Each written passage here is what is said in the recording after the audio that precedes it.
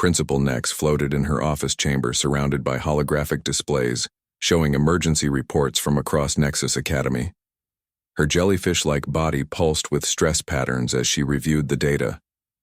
317 students had requested immediate transfers. 42 parents had filed formal complaints with the Galactic Education Council.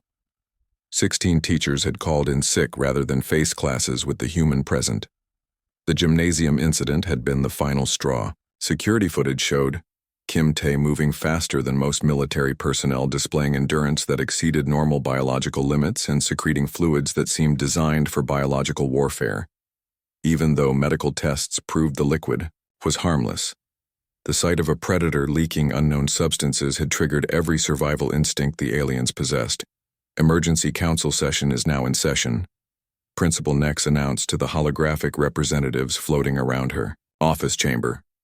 We are here to discuss the human situation and determine our next course of action. The first to speak was Counselor Vex from the Crystalline Worlds, a being that looked like a living diamond with light patterns dancing through his faceted body. This human represents everything our species have feared for generations. He displays physical capabilities that exceed our understanding of biological limits. Ambassador Quinn from the Flying Realms spread her enormous butterfly wings as stress colors rippled across them. My constituents are demanding the immediate removal of their children from this academy.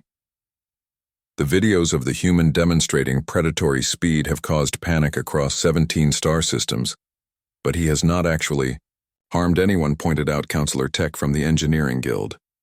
His species may be frightening, but there have been no acts of violence, only misunderstandings. Ambassador Quinn wing patterns flashed angry red. We watched him tear living matter apart with bone weapons in his mouth. We saw him move through our gymnasium like a military assault unit. We recorded him leaking biological fluids while demonstrating impossible physical feats. These are not misunderstandings. These are confirmations of our worst fears. Meanwhile, Kim Tae sat alone in his dormitory room, staring out the window at the stars. His tablet showed 17 missed calls from his parents back on Earth, but he could not bring himself to answer. He knew they would ask how school was going, and he had no idea how to explain that his very existence was causing a galaxy-wide crisis. The isolation was becoming unbearable. He had not spoken to another student in 2 days. The cafeteria staff left his meals outside his door rather than risk face-to-face contact. His classes had been suspended indefinitely after Professor Zill filed a medical leave request claiming stress-induced tentacle paralysis. Even the cleaning robots seemed to hurry past his room. Through his window, he could see the constant stream of shuttles arriving to collect frightened students. Parents from dozens of worlds were coming to rescue their children from what they saw as a dangerous situation. The station population was dropping every hour as more families decided that education was not worth the risk of exposure to a human.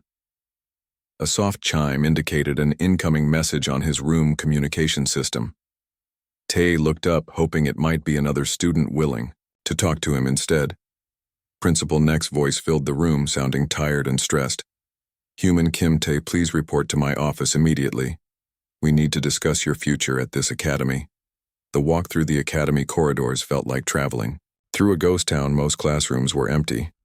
Security patrols had tripled, and every junction had emergency barriers ready to deploy at a moment's notice. The few students he saw quickly ducked into side passages or activated personal shields. When they spotted him coming, Principal Nex's office was filled with holographic displays showing news reports from across the galaxy. Headlines in dozens of languages, all focused on the same story: predator species infiltrates peaceful academy human. Student causes mass evacuation. Nexus Academy in crisis over dangerous exchange program. Please sit, human Kim Tae, principal. Nex said, her multiple brains visible through her transparent body, pulsing with different colored patterns. We need to discuss what has happened since your arrival. I know everyone is scared of me, Tae said quietly. I have tried to be careful, but everything I do seems to make it worse. I just wanted to go to school and make friends. Principal Nex's body dimmed as she processed his words. The problem is not your behavior. Human Kim Tae. The problem is what your behavior represents to species who evolved very differently than yours. When you bite food with your teeth, we see a predator consuming flesh. When you run fast, we see a hunter in pursuit. When you sweat, we see biological warfare, but these are just normal things for humans. Tay protested, I cannot help having teeth or sweating when I exercise. That is exactly the issue, Principal Nex explained. Your normal is our nightmare. Your species evolved on what we call a death world where survival required capabilities that seem impossible to peaceful beings. You are not trying to be frightening, but your very existence is terrifying to creatures whose greatest physical challenge is floating from one flower to another. The holographic displays around them showed more news reports. Parents' groups were demanding the end of all exchange programs with Earth. The Galactic Council was holding emergency sessions to discuss new restrictions on human travel. Several worlds had announced they would refuse entry to any human visitors. I think I should go home, Tay said with tears starting in his eyes.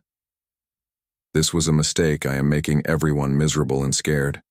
Maybe humans are not ready to join the galactic community. Before Principal Nex could respond, alarms began blaring throughout the station, red emergency lights flashed, and an automated voice began broadcasting in all languages. Critical emergency, all students. Report to designated safety areas, repeat.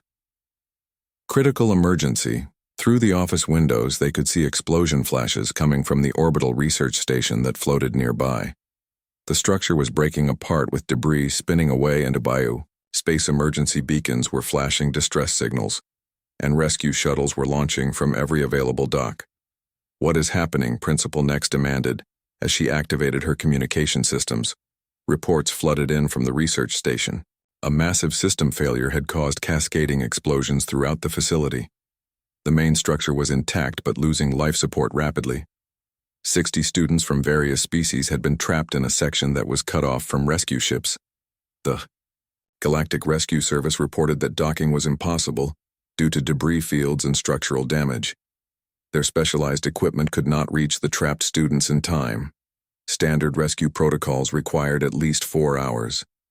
But the trapped section only had 30 minutes of breathable atmosphere remaining. As the reports continued, Principal Nex and Kim Tay watched through the windows as parents' ships began arriving in massive numbers. Hundreds of vessels surrounded the crippled station, but none could get close enough to help. Emergency broadcasts filled all communication channels with desperate pleas for assistance. In the middle of the crisis, someone mentioned that several of the trapped students were from Tay classes. Students who had fled from him in terror just days ago were now facing death, while their parents watched helplessly from rescue ships that could not reach them. Kim Tay stood up slowly, looking out at the disaster unfolding before them. Those are my classmates, he said quietly. They may be afraid of me, but they are still just kids who need help. Principal Nex's multiple brains pulsed rapidly as she realized what the human was thinking. Human Kim Tay, you cannot be considering what I think you are considering. The rescue is impossible even for our most advanced teams. But I am not most advanced teams, Tai said, walking toward the door.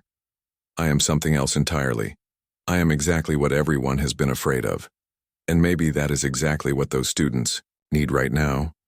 As he left the office, Principal Nex watched the human teenager walk away with purpose in his step. For the first time since his arrival, she wondered if perhaps they had all been looking at the situation completely wrong. Maybe the thing that made humans so terrifying was also the thing that could save lives when everything else failed. Kim Tay pressed his face against the small round window of the alien shuttle. His breath made fog circles on the cold glass as he stared at the huge space station growing bigger and bigger in front of them. The station looked like a giant crystal, flower floating in the darkness of space with long metal arms reaching out in all directions and bright lights twinkling like stars along its surface. He had never seen anything so beautiful and scary at the same time. Just 3 months ago, he was a normal high school student in Seoul worried about math tests and soccer practice. Now he was the first human ever chosen for the Galactic Education Exchange Program, flying through space to attend school with real aliens. His stomach felt like it was full of dancing butterflies, but he tried to stay calm. The blue-skinned pilot turned around and looked at him with 4 yellow eyes. The translator device stuck behind Tae's ear made clicking sounds before the pilot words came through clearly. "We will dock in 5 minutes, human student. Please stay seated until all safety checks are complete." The pilot voice sounded musical like wind chimes, but Tae could hear something else underneath nervousness. Maybe even fear. Through the window, Tae could see other shuttles flying toward the station. Some were long and thin like metal snakes. Others were round like soap bubbles with rainbow colors swirling on their surfaces. One looked exactly like a giant flower petal drifting through space. He wondered what kinds of beings were inside those strange ships and whether they were as nervous as he was. The docking process felt like riding the world's scariest roller coaster. The shuttle shook and bumped as metal arms reached out from the station to grab it. Loud clanking sounds echoed through the small cabin as the connection sealed tight. Then everything went quiet, except for the soft humming of air recyclers. The pilot, 4 eyes all blinked at the same time, which Tae had learned meant the alien was very worried. "Welcome to Nexus Academy, human Kim Tae." The pilot voice was barely above a whisper. "Your escort is waiting outside. Please follow all safety protocols and do not make any sudden movements." The door opened with a whoosh sound and cool air rushed in, carrying strange smells like flowers mixed with metal. And something that reminded him of the ocean Tae's first step onto the station felt weird. The artificial gravity was lighter than Earth normal, and he almost bounced. With each step, a tall creature that looked like a walking stick insect but covered in silver fur was waiting for him. It had 6 arms and a head that moved like a bird, watching everything at once. "I am Vic, your assigned guide," the creature said through Tae translator. The voice sounded scratchy like old paper. "I will show you to your dormitory and explain the basic rules. Please walk slowly and keep your hands visible at all times. Other students may be frightened by sudden movements." As they walked through the main corridor, Tae's eyes went wide with wonder. The hallway was huge, with a ceiling that stretched up so high he could barely see the top. Floating platforms carried students between different levels, while moving walkways ran along the walls like rivers of light. The most amazing part was seeing so many different types of aliens all in one place. There were creatures that looked like walking trees with bark skin and leaf hair. Others resembled giant butterflies with wings that changed colors as they flew. Small round beings rolled along the floor like living beach balls, while tall, thin aliens seemed to glide without touching the ground at all. Some had tentacles instead of arms. Others had multiple heads or eyes that glowed in the dark, but something strange was happening. As Tae and Vic walked through the corridor, conversations stopped. Students who had been chatting and laughing went quiet. Creatures with tentacles pulled them close to their bodies, while those with fur made it stand up straight like scared cats. Eyes that could move independently all turned to stare at him. A group of small purple aliens who looked like fuzzy penguins were standing near an information display. When they saw Tae coming, they made high-pitched squeaking sounds and scattered in different directions like leaves in the wind. 2 tall aliens with long necks bent down to whisper to each other, while pointing at him with what looked like fingers made of crystallis. "Everything okay, Tae?" asked Vic as they passed another group of students who pressed themselves against the wall. The translator made his words sound strange and mechanical, but he hoped the meaning came through clearly. Vic's 6 arms twitched nervously. "It is normal for students to be curious about new arrivals. You are the first human to attend Nexus Academy. Many have never seen your species before, but they look scared," Tai said, watching as a group of flying creatures quickly changed direction to avoid them. Their wing beats sounded panicked, and he could hear them making distressed chirping sounds. Vic did not answer directly, instead walking faster down the corridor. They passed classroom doors made of what looked like solid light and windows that showed the stars spinning slowly outside. Finally, they reached an area with signs in dozens of different alien languages. "The dormitory section," Vic explained, stopping in front of a door marked with symbols that hurt Tae's eyes to look at directly. "This is your room. Your dorm mate is already inside. Please be patient with him. This is his first time sharing space with a predator species." Wait, what Tae started to ask, but Vic was already hurrying away, leaving him standing alone in the hallway with a door key that looked like a small glowing crystal. Inside the room, Tae found furniture that had clearly been changed to fit human needs.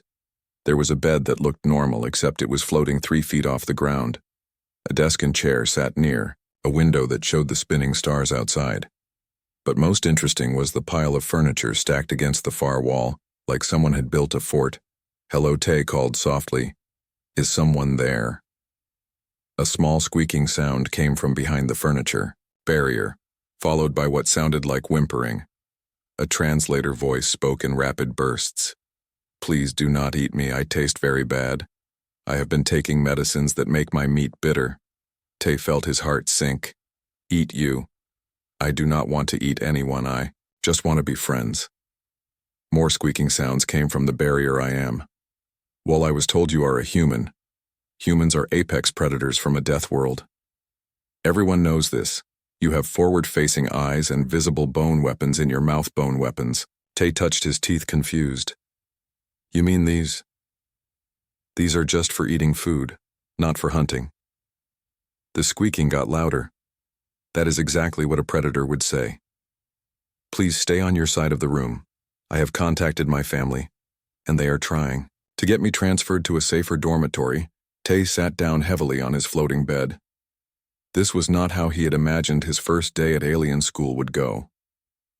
Through the window, he could see other students moving around the station common areas, but none of them looked like they wanted to meet him. Everyone seemed afraid of something he did not understand. He pulled out his tablet and recorded a message for his parents back on Earth. The day had been amazing and terrifying at the same time. He had seen wonders beyond imagination, but somehow his presence seemed to frighten every alien he met. Even his roommate was hiding from him behind a wall of furniture. As night cycle began on the station, the lights dimmed to a soft glow that reminded him of sunset. Tay could hear his roommate Wool moving around behind the barrier, making soft, nervous sounds. The translator picked up whispered prayers in languages he did not recognize, asking for protection through the night. Just before sleep came, Tay heard scratching sounds at his door. Getting up quietly, he looked through the small window set into the metal. A crowd of alien students was gathered in the hallway. Their eyes glowed in the dim light like tiny stars as they stared at his door. Some were taking pictures with devices that flashed different colors. Others seemed to be just watching and waiting. He had no way of knowing that across the galaxy, humans had earned a reputation as the most dangerous species alive. News reports spoke of their incredible strength, their frightening endurance, and their ability to survive on worlds that would kill most other life forms. The students outside his door were not there out of curiosity. They were there out of fear, watching the room where a real live human was sleeping just a few feet away from their own children. Tay went back to his floating bed and tried to sleep, but rest did not come easily. Every small sound made him wonder if his roommate was okay. Every creak of the station made him think about how far from home he was. Tomorrow he would start classes and meet teachers and try to learn alongside students who seemed terrified of his very existence. He had come to Nexus Academy to learn about the galaxy and make friends from different worlds. Instead, he had discovered that his species was seen as monsters, and that his presence alone was enough to send entire groups of aliens running in panic. As sleep finally took him, he wondered if he had made a terrible mistake in coming here and whether he would ever find a way to show these frightened beings that humans could be friends, not enemies. Kim Tay ran through the academy corridors faster than he had ever run in his life. Behind him, he could hear Principal Nex calling for security to stop him, but he did not slow down. The maintenance bay was 3 levels down, and he knew exactly where to find the emergency shuttles that academy staff used for station repairs. The shuttle bay was chaos, with rescue coordinators shouting orders in dozens of languages and emergency crews preparing equipment that would take hours to deploy.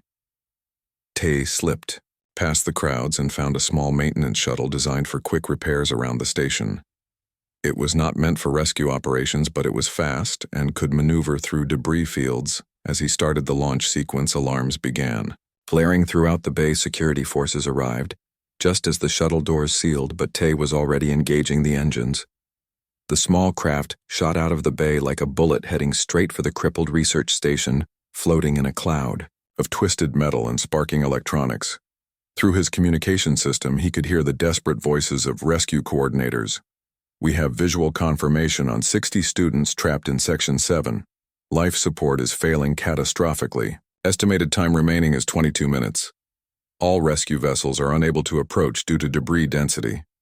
The research station looked like a broken toy floating in space. Huge chunks of metal spun slowly away from the main structure while electrical fires created dancing lights in the darkness. The section containing the trapped students was at the far end, connected to the main station by a corridor that was buckling and twisting from structural damage. Tay guided his shuttle through the debris field using reflexes that had been honed by millions of years of human evolution, dodging obstacles and navigating dangerous terrain. His hands moved across the controls with precision, while his eyes tracked multiple moving objects at once. Everything that made him seem like a terrifying predator to the aliens was now being used to save their children. The docking port near Section 7 was too damaged for a normal approach, but Tay managed to lock his shuttle onto a maintenance hatch designed for emergency access. As soon as the connection sealed, he put on the emergency suit from the shuttle and opened the airlock. The damaged station was cold and dark, with emergency lighting casting eerie shadows on twisted metal walls. Corridor leading to the trapped students was a nightmare of collapsed beams, leaking gas pipes, and sections where the artificial gravity had failed completely. Most species would have needed specialized equipment and hours of careful navigation to traverse the dangerous passage. But human bodies designed for climbing rocky cliffs and squeezing through tight spaces were perfectly suited for this kind of challenge. Tay crawled under bent metal beams that would have crushed more delicate aliens. He squeezed through gaps barely wide enough for his shoulders using core strength that came from millions of years of climbing and running. When debris blocked his path, he used the same muscles that had once allowed humans to hunt mammoth, to move pieces of wreckage that weighed several times his own body weight. The sounds of his progress echoed through the damaged station, heavy breathing that meant exertion to humans, but sounded like the hunting calls of a predator to alien ears. The thud of his boots on metal floors and the scrape of his suit against twisted beams created a symphony of noise that would have terrified any alien who heard it.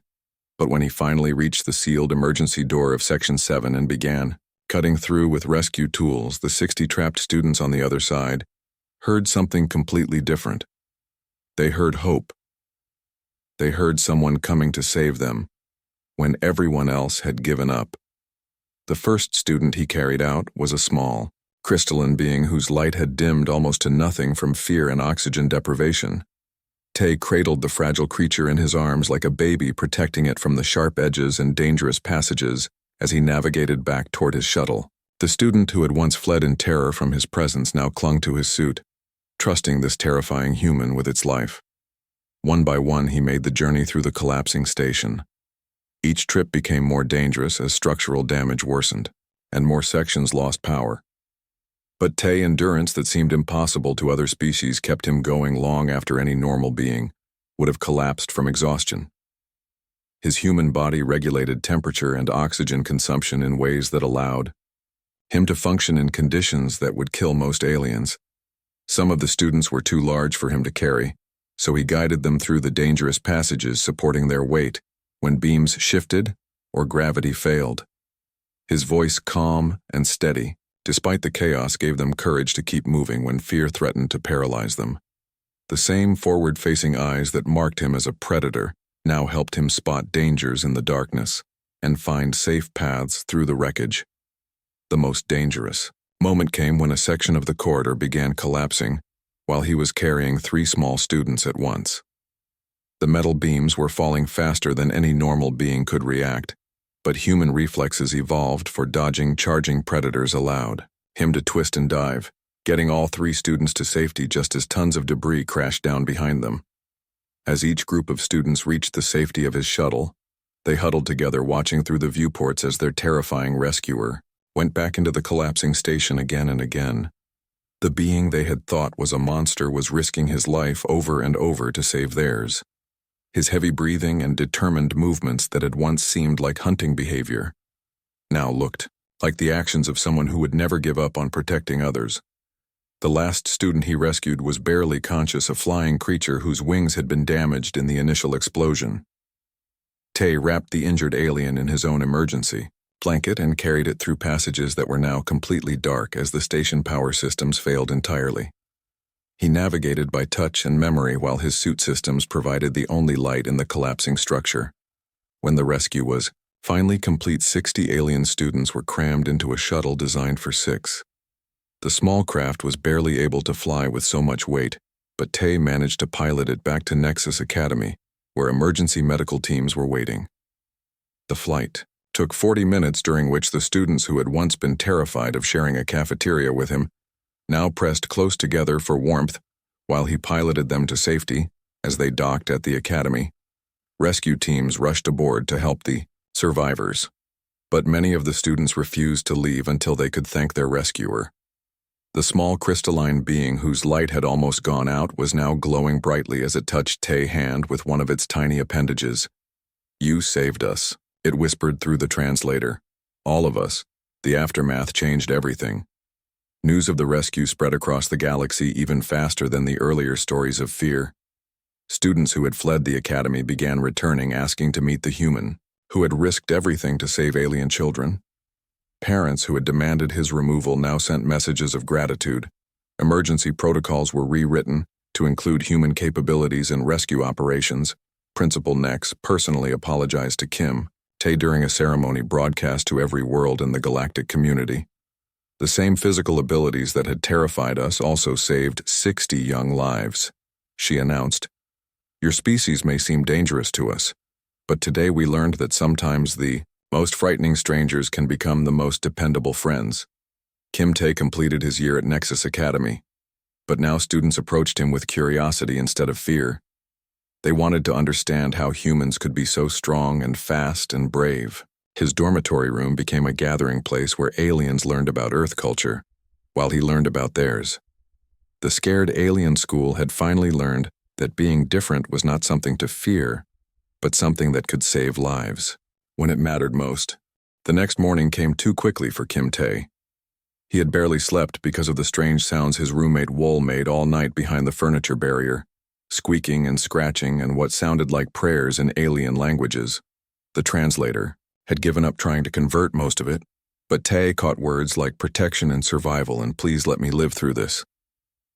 When the artificial sun began to brighten through the station windows, Tay got up and tried to talk to his roommate. "Again, good morning, Wall," he said softly. "I hope you slept well." A terrified shriek came from behind the barrier, followed by crashing sounds as Wall apparently knocked over more furniture trying to get further away. It speaks to me.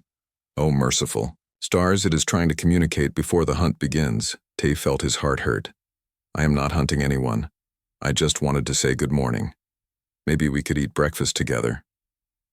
The shrieking got louder and other students in nearby rooms started making alarm calls. A few minutes later, Vic arrived looking very stressed with all 6 arms twitching. "Human Kim. Tay, you must come to breakfast now. Your roommate has contacted station security 3 times during sleep cycle. At the cafeteria, things got much worse." The huge dining hall was filled with hundreds of alien students sitting at tables that floated at different heights to accommodate various species. Some students hung from the ceiling like bats, while others sat in pools of colored liquid that seemed to be their version of chairs. The air was full of different sounds as creatures chirped, whistled, buzzed, and made musical tones to communicate.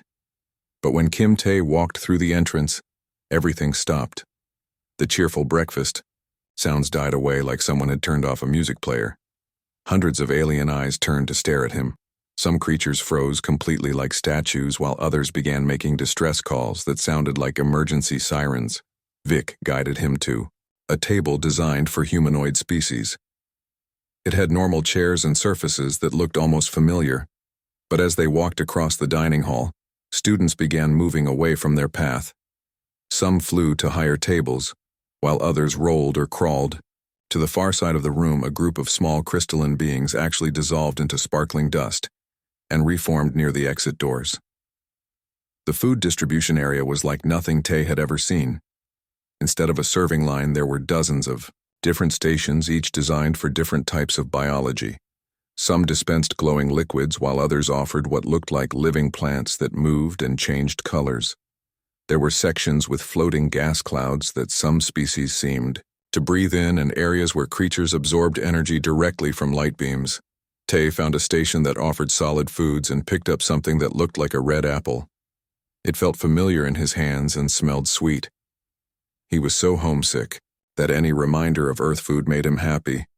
Without thinking, he bit into it with his teeth. The reaction was immediate and terrifying. Every alien in the cafeteria that saw him bite the fruit began screaming. The sound was like 100 different emergency alarms going off at once. Students with wings took flight, crashing into each other as they tried to escape through windows and doors.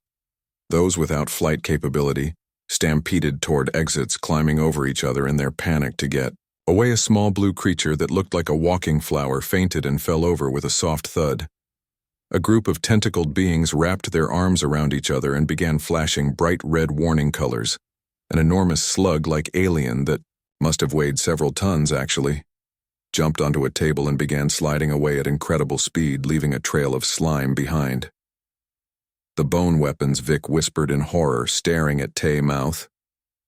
You actually use the bone weapons to tear living flesh. We thought it was just rumors, but you really do it. Tay looked down at the apple in his hand, confused. I just took a bite. It is fruit. Right, Vic?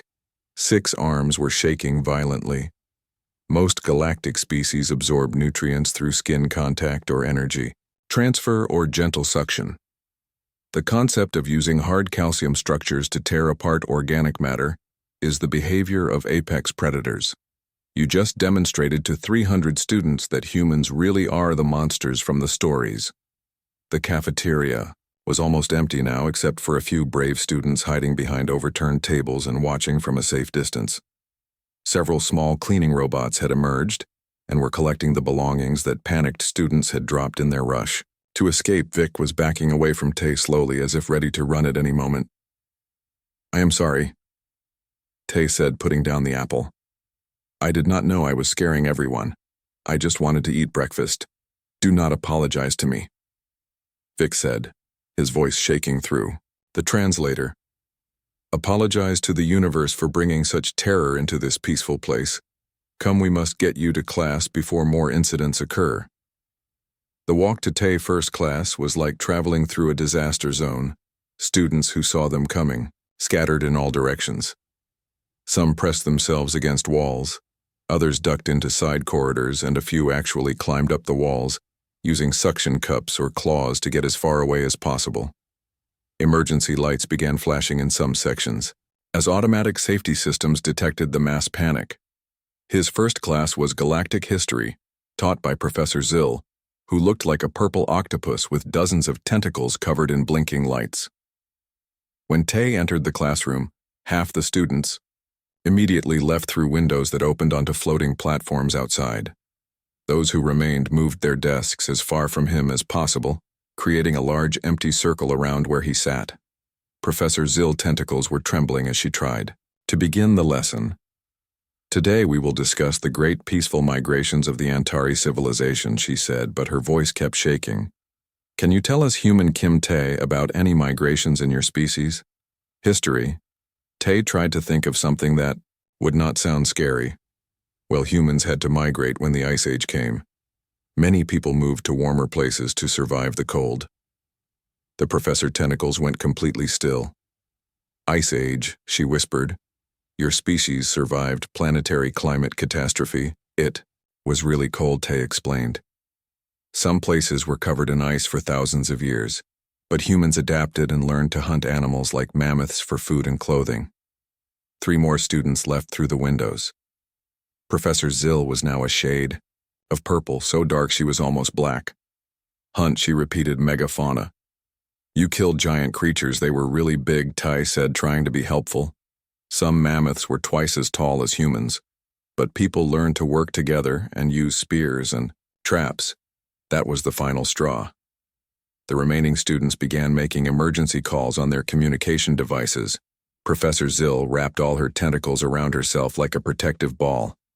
I need to report this to the administration, she said. In a tiny voice, class is dismissed until further notice, as students fled the classroom. Tay sat alone at his desk, wondering what he had said wrong. Back on Earth, studying how early humans survived the Ice Age was just normal history. But here it seemed like he had just confessed to being part of a species of unstoppable monster hunters who could kill creatures the size of buildings. Vic appeared in the doorway looking exhausted. "Your next class is physical education," he said. "Human Kimte. Perhaps it would be better if you just went back to your room." "But I want to learn," Tai protested. "I came here to go to school, not to hide in my dormitory." Vic, all 6 arms drooped with defeat. "Very well. But I must warn Coach Rem about what to expect. She has never encountered a predator species in her gymnasium." As they walked toward the sports facilities, Tai could hear alarms going off throughout the station. Emergency announcements in dozens of languages were broadcasting warnings about increased security protocols. Students' parents were calling the school demanding answers about why their children were being exposed to such danger.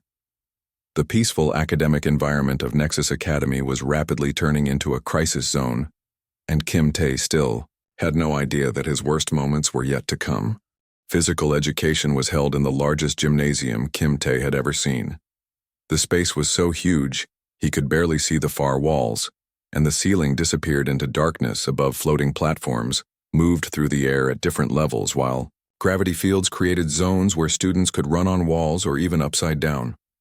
Coach Rem looked like a massive purple slug the size of a small bus, with dozens of tiny arms along her sides and eyes that stuck out on long stalks. When Tae entered the gymnasium with Vic, the usual pattern repeated itself. Students who had been playing games or exercising stopped what they were doing and stared. Some were flying through obstacle courses made of light beams, while others were swimming through pools of thick liquid that hung in the air without containers. The moment they saw the human, every activity ground to a halt. Coach Rem's eyes extended even further from her head as she studied Tae. "So this is the predator species I have heard about," she said through his translator. Her voice sounded like rocks grinding together. "I have prepared a simple course suitable for primitive biology. Please do not injure yourself or others." The obstacle course she pointed to, with several of her small arms, looked like a playground designed for toddlers. There were soft foam barriers to climb over, gentle slopes to walk up and down, and platforms that moved very slowly from side to side. Most of the alien students were completing it, using various abilities like teleportation, short-distance flight, or phase shifting through solid objects. The average completion time, according to a floating scoreboard, was about 20 minutes. "Watch carefully, human." Coach Rem said. A student who looked like a giant soap bubble drifted through the course, never actually touching any of the obstacles. Instead, the bubble student simply floated over, under, and around everything, reaching the finish line in 18 minutes and 37 seconds. "Now it is your turn," Coach Rem announced. "Your species lacks the advanced abilities of civilized beings, so take as much time as you need. The safety barriers are rated for impacts up to level 3, so you should not be able to seriously damage the equipment." Tai walked to the starting line, feeling all those alien eyes watching him. He had run track in high school back on Earth, and while he was not the fastest runner, he was decent enough. The course looked simple compared to some of the training he had done. What he did not realize was that the equipment had been designed for species whose top speed was barely faster than a human walk. When the starting signal chimed, Tae began to run.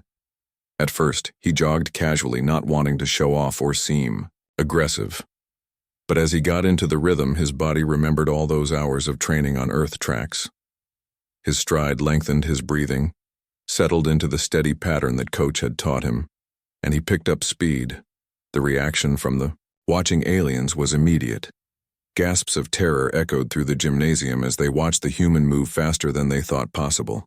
His feet pounded against the surfaces with sounds like thunder. Each step shook the platforms and sent vibrations through the floor that the aliens could feel in their bodies.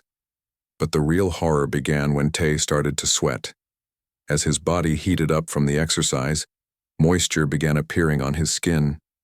The aliens watched in fascination and terror. As the human began leaking fluid from his pores, some species thought he was bleeding, others believed he was secreting poison. Several students who were recording the event for their biology classes began broadcasting emergency warnings about toxic discharge.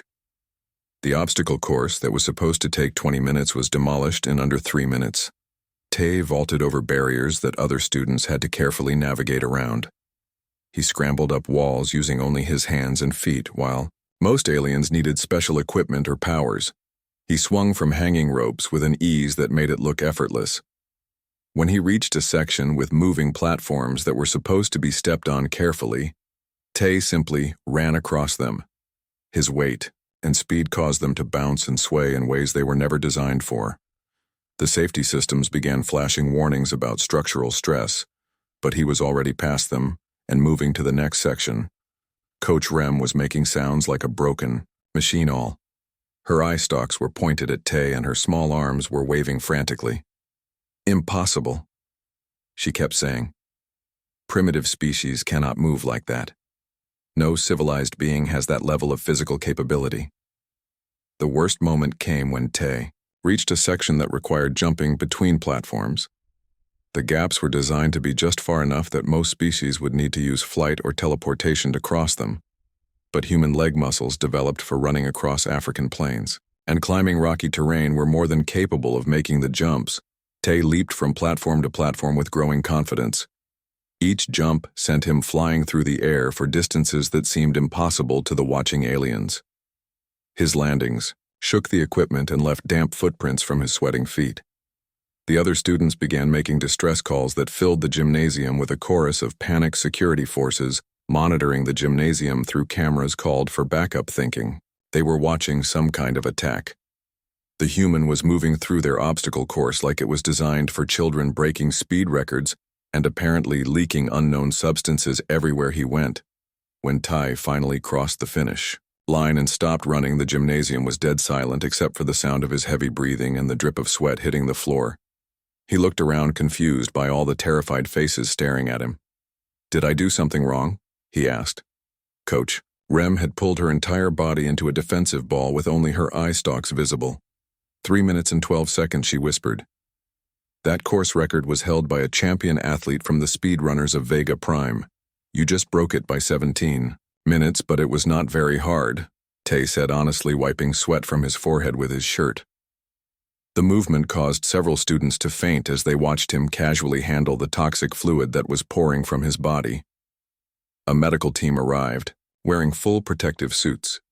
They surrounded Tay with scanners and detectors, trying to identify what kind of biological weapon he was secreting through his skin.